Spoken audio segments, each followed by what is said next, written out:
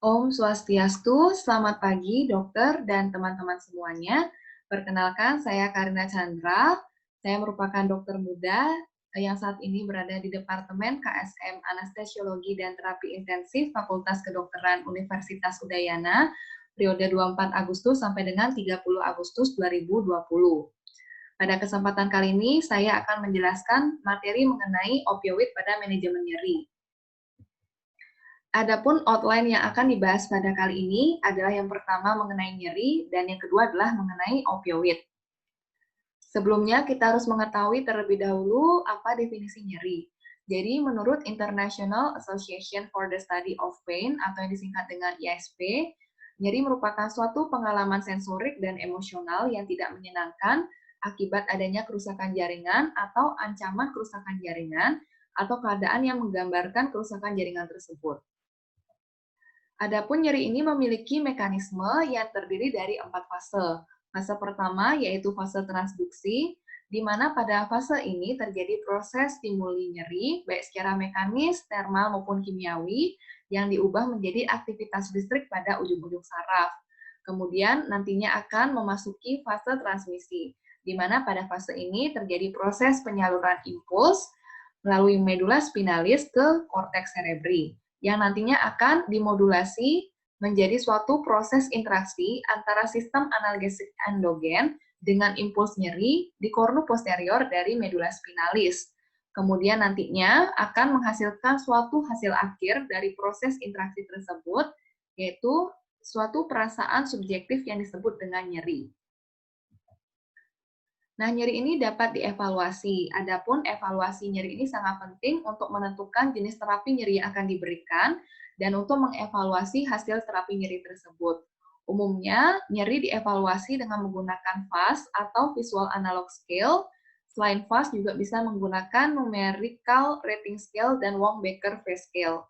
Di mana pada Visual Analog Scale atau yang disingkat dengan VAS ini, nyeri bisa dikategorikan dalam 3 kriteria, yaitu nyeri ringan, nyeri sedang, dan nyeri berat.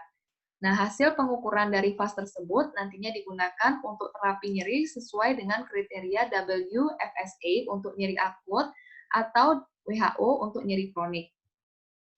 Untuk nyeri yang bersifat akut, itu penanganannya berdasarkan World Federation of Society of Anesthesiology atau disingkat dengan WFSA, di mana pada nyeri akut, tujuan dari penghilangan nyeri ini adalah untuk mencegah nyeri tersebut menjadi nyeri yang bersifat kronik. Jadi, penanganan pertama yang bisa diberikan adalah pemberian dari opioid yang bersifat strong atau kuat, disertai dengan pemasukan melalui injeksi dan juga lokal anestesi. Kemudian apabila nyerinya sudah berkurang, itu bisa diberikan opioid secara intraoral, dan apabila nyerinya semakin berkurang, bisa diberikan aspirin dan NSAID. Nah, nyeri akut ini dianalogikan pada nyeri post-operasi, di mana pada umumnya setelah operasi, maka pasien akan menderita nyeri yang bersifat berat, kemudian seiring dengan berjalannya waktu, nyeri tersebut akan berkurang. Untuk nyeri yang bersifat kronik, itu kita melakukan penata laksanaan berdasarkan WHO 3-step ladder, di mana di sini ada 3 tahapan. Yang tahap pertama adalah apabila nyerinya bersifat ringan dengan nilai skor VAS 1 sampai dengan 3, bisa diberikan obat-obatan non-opioid seperti aspirin, NSAID, ataupun paracetamol. Kemudian apabila nyerinya bertambah, semakin berat, sehingga dikategorikan nyeri sedang dengan nilai skor VAS 4 sampai dengan 7, bisa diberikan kombinasi mild opioid dengan non-opioid adjuvan, di mana contoh dari opioid yang bersifat lemah ini adalah seperti kodein dan tramadol. Kemudian apabila nyerinya bertambah berat lagi sampai dikategorikan sebagai nyeri yang berat, dengan nilai skor VAS 8 sampai dengan 10, bisa diberikan kombinasi dari strong opioid dengan non-opioid adjuvan, di mana contoh dari strong opioid ini adalah seperti morfin, metadon, patch buprenorfin, fentanyl transdermal. Selanjutnya kita akan membahas mengenai opioid. Jadi opioid ini adalah semua zat, baik natural maupun sintetis, yang memiliki sifat seperti morfin. Di mana opioid ini didapat dari getah tanaman bernama Papaver somniferum yang memiliki 20 alkaloid. di mana opioid ini paling sering digunakan dalam praktik klinis anestesi karena mudah didapat, murah, dan efektif. Opioid ini bisa diklasifikasikan menjadi beberapa tipe. Untuk tipe pertama yaitu opiat yang merupakan derivat dari opium.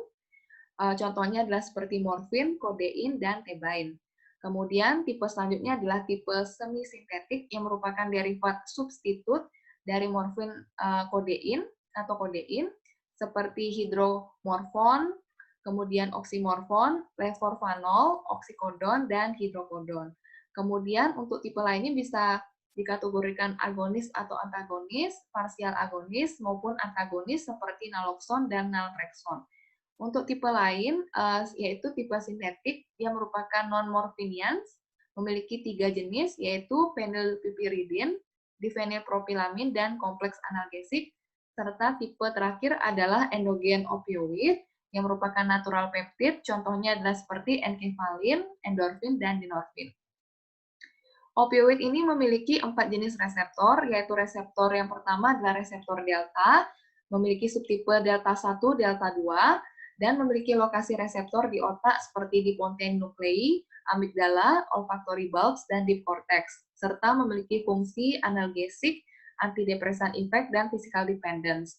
Kemudian reseptor kedua ada reseptor kappa, memiliki subtipe kappa 1, kappa 2, dan kappa 3, dan memiliki lokasi reseptor di brain dan spinal cord. Nah, reseptor kappa ini dia memiliki fungsi spinal analgesik, kemudian sedasi, miosis, dan inhibisi dari ADH release. Kemudian untuk reseptor yang ketiga ada mu reseptor yang memiliki 3 subtipe yaitu mu1, mu2, dan mu3, memiliki lokasi reseptor di otak, spinal cord, dan intestinal tract. Untuk fungsinya, mu1 berfungsi sebagai supraspinal analgesia dan physical dependence. Kemudian untuk mu2 memiliki fungsi respiratory depression, miosis, euforia, mengurangi motilitas dari GI tract, dan physical dependence. Sedangkan untuk mu3 ini masih belum diketahui fungsinya. Kemudian reseptor terakhir yaitu reseptor nociceptin, memiliki reseptor berlokasi di brain dan hipotalamus, dan memiliki fungsi ansietas, depression, appetite, development of tolerance to mu agonis. Nah, opioid ini memiliki beberapa lokasi reseptor yang tersebar di sistem saraf pusat. Sebagai contoh adalah di korteks, itu paling dominannya adalah reseptor kappa. Sedangkan untuk di limbic system, di spinal cord, dan nociception, itu reseptor opioid yang paling dominan itu adalah reseptor mu. Selanjutnya adalah mengenai mekanisme aksi dari opioid. Jadi, sebagai ilustrasi, adalah apabila terjadi stimulus nyeri yang mana diterima oleh saraf aferen pertama, dia akan menyebabkan proses depolarisasi dari saraf tersebut, dan apabila teraktivasi dari reseptor mu oleh senyawa opioid, dia akan menghambat masuknya influx kalsium, sehingga hal itu akan menyebabkan terhambatnya pelepasan neurotransmitter dan mengaktifkan kanal kalsium. Dan ini akan menyebabkan hiperpolarisasi dari sel neuron, sehingga tidak terjadi depolarisasi dari saraf aferen kedua, sehingga pada akhirnya tidak terhantarkannya impuls nyeri.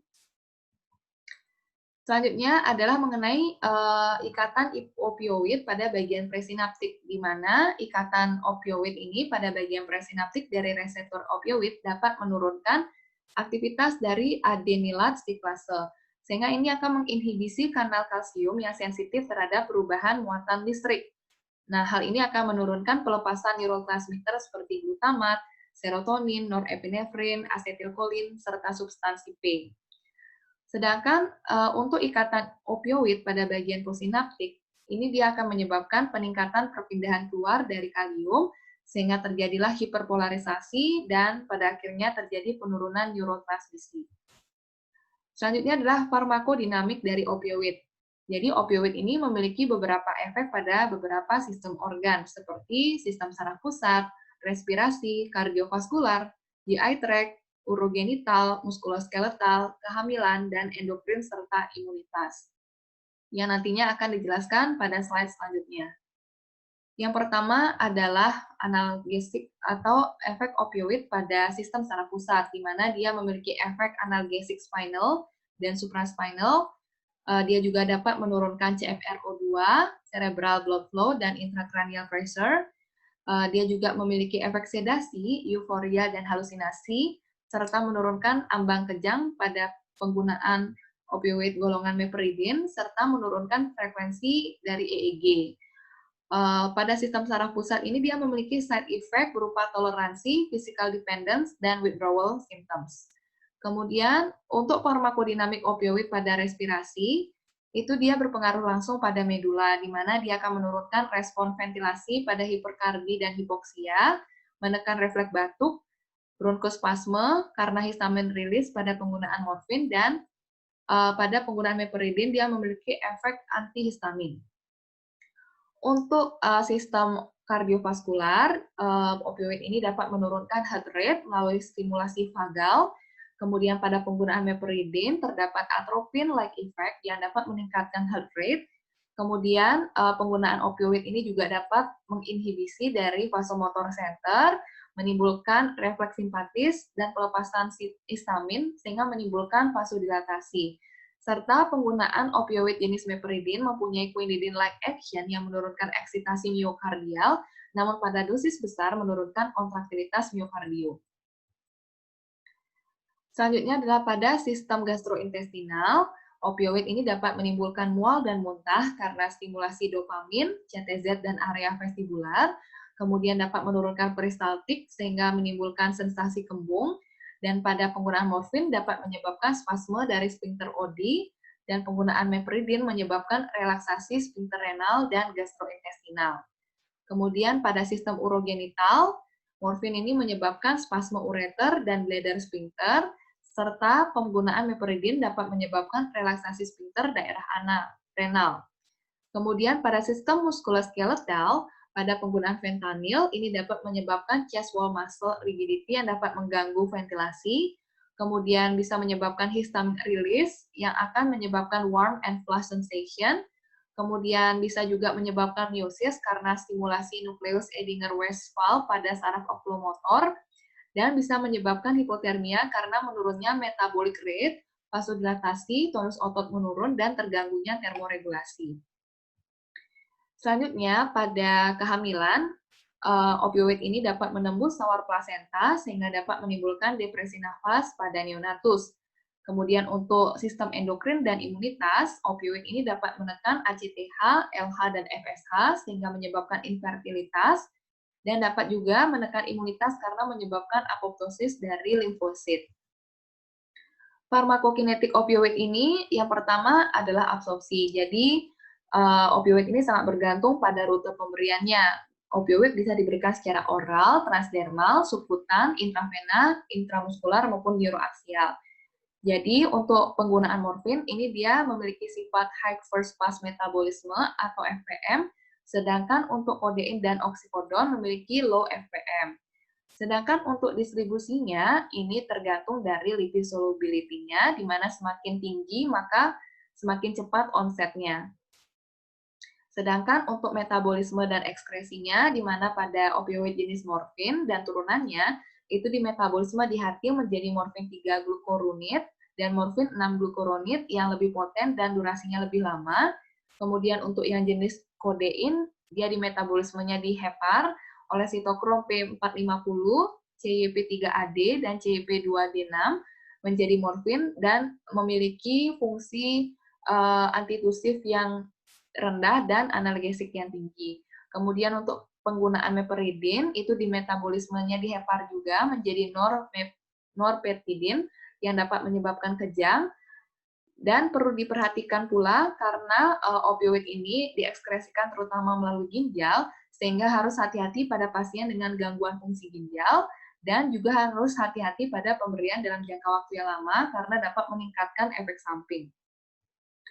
Pada tabel yang tertera pada slide, ini adalah beberapa jenis opioid beserta half-life, onset, dan durasi dari efek analgesiknya seperti fentanyl, hidromorfon, metadon, morfin, meperidin, kodein, oksikodon, dan hidrokodon. Cara pemberian opioid pada terapi. Jadi, ada caranya juga pada pemberian opioid. Yang pertama adalah individualized dose by gradual escalation. Maksudnya adalah di sini, peningkatan gradual dari dosis tunggal hingga timbulnya analgesik yang kuat dan efek samping yang terkendali. Kemudian yang kedua adalah around the clock dosing. Jadi diberikannya pada jam-jam tertentu untuk mencapai therapeutic window, di mana hal ini biasanya untuk rasa sakit yang terjadi secara terus-menerus atau sering berulang. Kemudian bisa juga opioid ini diberikan as needed atau bila diperlukan, atau untuk dosis penggunaan keamanan atau penyelamatan. Di mana model pemberian di atas maksudnya adalah supaya kadar obat itu tidak di bawah MEAC atau minimum effective analgesic concentration dan tidak juga berada jauh di atas MEAC. Kemudian ada juga yang namanya patient control analgesic atau PCA, di mana pada saat ini PCA ini dipercaya sebagai cara untuk menjaga MEAC yang terbaik, di mana dia menggunakan multimodal analgesik untuk mengurangi dosis dan efek samping dari opioid. Jadi dia penggunaannya PCA ini menggunakan alat, yang mana nanti alatnya ini dikontrol oleh pasien. Di mana tentunya PCA ini memiliki beberapa keuntungan dan kerugian atau kekurangan. Untuk keuntungannya, tentunya PCA ini adalah pasien bisa mengendalikan pemberian opioid. Kemudian tidak perlu menunggu petugas medis lagi dan tidak perlu diminum atau disuntik. Kemudian untuk PCA ini juga lebih terkontrol nyerinya secara konsisten dan pasien bisa memberikan dosis antisipasi sebelum nyeri terpicu. Kemudian untuk kekurangannya adalah mengenai keamanan dan efektivitas tergantung dari setting di awal. Kemudian untuk biaya penggunaannya tentunya mahal dan mengenai baterainya, serta ada persyaratan yang harus dipenuhi di mana penggunaan PCA ini tidak cocok untuk pasien yang tidak sadar, gangguan kognitif, delirium, ataupun gangguan motorik. Selanjutnya adalah mengenai dosis opioid intravena, di mana opioid ini memiliki dosis kontinu dan dosis intermittent, seperti yang tertera pada tabel. Kemudian adalah protokol pemberian opioid. Jadi di sini pemberian opioid itu harus dosisnya harus jelas, kemudian harus menggunakan siring pump, penyesuaian dosis untuk pasien yang memiliki kelainan hepar dan ginjal, serta perhatikan pula obat lain yang memiliki sifat sedasi. Kemudian untuk opioid oral itu diberikan setelah opioid intravena selesai, dan setiap pasien terpasang pulse oximetri serta menggunakan analgetik adjuvan. Untuk breakthrough pain, itu kita menggunakan opioid pada siring pump yang sama, kemudian dilakukan pencatatan terhadap dosis yang diberikan, dan bila perlu dilakukan eskalasi dosis dengan rate of escalation tergantung derajat nyeri, di mana kita perlu menaikkan dosis 30-50% pada nyeri yang bersifat ringan sampai sedang, dan kita perlu menaikkan dosisnya 50-100% pada nyeri yang bersifat berat. Kemudian tapering and discontinuing opioid infusion, di mana maksudnya di sini adalah transisi dilakukan setelah pasien bisa makan dan nyeri sudah berkurang atau nyerinya sudah sedang. Kemudian menurunkan rate infusion pump perlu dilakukan apabila penggunaan opioid kontinu lebih dari 5 hari, dan penurunan infusion rate itu 25% per harinya untuk mengurangi insiden dari efek withdrawal dari penggunaan opioid. Nah, oral opioid itu dimulai bersamaan dengan penurunan infusion rate yang tadi disebutkan, dan kita harus mengobservasi serta menyesuaikan dosis selama transisi tersebut.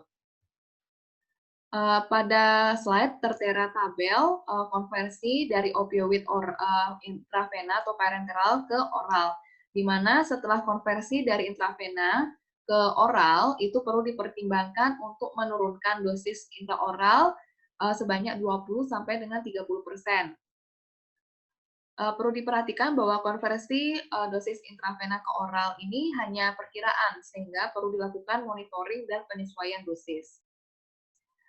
Nah, pada kanker biasanya juga penggunaan obatnya itu adalah berupa obat opioid, tapi juga memiliki dasar penggunaan pada pasien kanker, di mana yang pertama adalah by mouth. Jadi apabila memungkinkan, kita memberikan pengobatan pada pasien kanker itu adalah opioid jalur intraoral.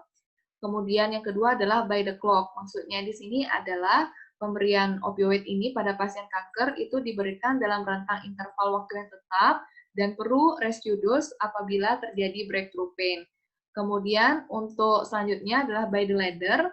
Jadi penata laksanaan nyeri itu sesuai dengan 3-step analgesic ladder dari WHO. Dan for the individual itu maksudnya adalah pada pasien kanker itu tidak ada dosis standar. Jadi tergantung dari masing-masing punya keperluan. Jadi dosisnya itu sesuai dengan individu masing-masing. Kemudian attention to detail maksudnya di sini adalah obat diberikan secara reguler dan detail dan mempertimbangkan rutinitas pasien. Nah, penggunaan opioid pada manajemen nyeri tidak menutup kemungkinan terjadi overdosis, sehingga di sini kita perlu mempelajari mengenai manajemen dari overdosis opioid. Yang pertama, kita harus mengetahui terlebih dahulu gejala dari overdosis opioid, seperti terjadi hipoventilasi pada pasien yang disertai dengan aritmia malignan, agitasi, dan tidak sadar. Sehingga pada kasus ini kita bisa berikan ventilasi dengan menggunakan bag mask dan langsung dimasukkan obat naloxone sebanyak 0,04 mg secara intravena. Kemudian kita assess atau periksa pasien dalam kurun waktu 2-3 menit. Apabila responnya masih inadequat yang tidak diharapkan, maka kita melanjutkan ke step selanjutnya, yaitu kembali memasukkan naloxone sebanyak 0,04 mg secara intravena. Kemudian kita assess kembali dalam kurun waktu 2-3 menit. Apabila responnya masih inadequat, kita melanjutkan ke step selanjutnya, yaitu kita memasukkan naloxone sebanyak 0,08 mg secara intravena. Kemudian kita melanjutkan assessment. Dan kita bisa meningkatkan dosis dari naloxone ini sampai maksimal kurang dari 2 mg. Kemudian apabila respon yang didapat sudah adekuat, maka kita perlu mengobservasi pasien dalam kurun waktu di atas 90 menit. Apabila tanda dan gejala tidak mengalami perbaikan yang signifikan, maka kita harus mempertimbangkan dilakukannya intubasi endotrakeal dan pasien harus dipindahkan ke ICU. Sekian pemaparan materi mengenai penggunaan opioid pada manajemen nyeri.